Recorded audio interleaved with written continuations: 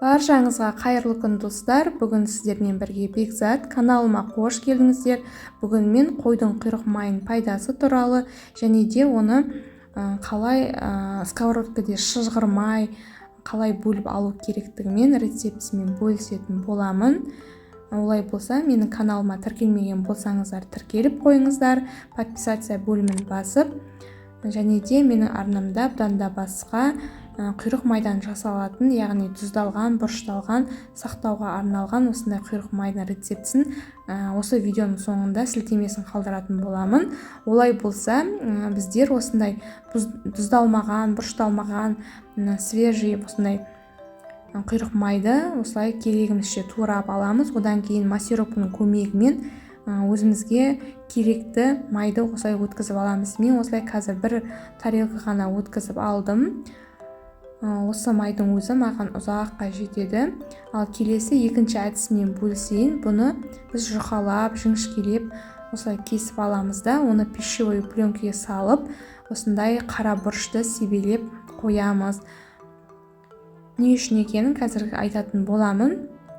Енді біз жаңағы тартылған майды осындай шағын 2 банкіге бөліп салып алдым.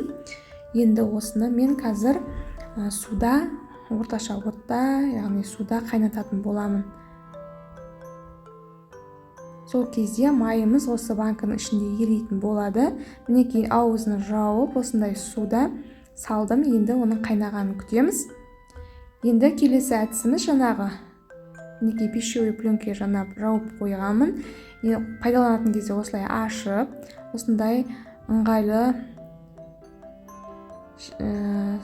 орамалымызға осылай дайындап аламыз да, ауырған жерге, яғни тізеге, буынға, тобыққа осыны байлап, ұйықтар алдында байлап жатсаңыздар, салқынды алады. Мінекей осылай дайындап қойдым, керек уақытысында пайдаланатын боламын. Мінекей осылай банкідегі жаңағы біздің майымыз ішінде еріп жатыр. Осы қайнаған судың ішінде.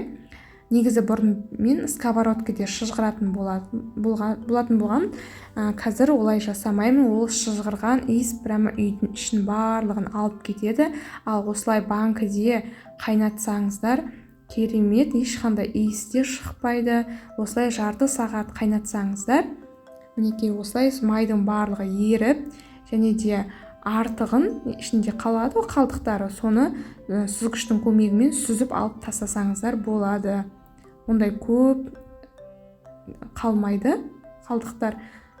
Сондықтан мінекей осылай тап-таза болып, күйдірмей, жандырмай осылай майды бөліп алуға болады. Мен 2 банкідегіні осылайша бір-біріне құйып, бір банкіге сақтайтын боламын. Осының өзі маған біраз уақытқа жетеді. Мінекей осымен біздің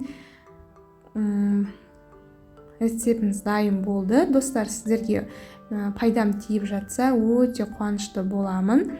Менің рецепттерім сізге ұнап жатса, лайк басып, комментария қалдырып, сіздерде қандай әдістерін білесіздер, бөлісе отырыңыздар төменде комментарияда.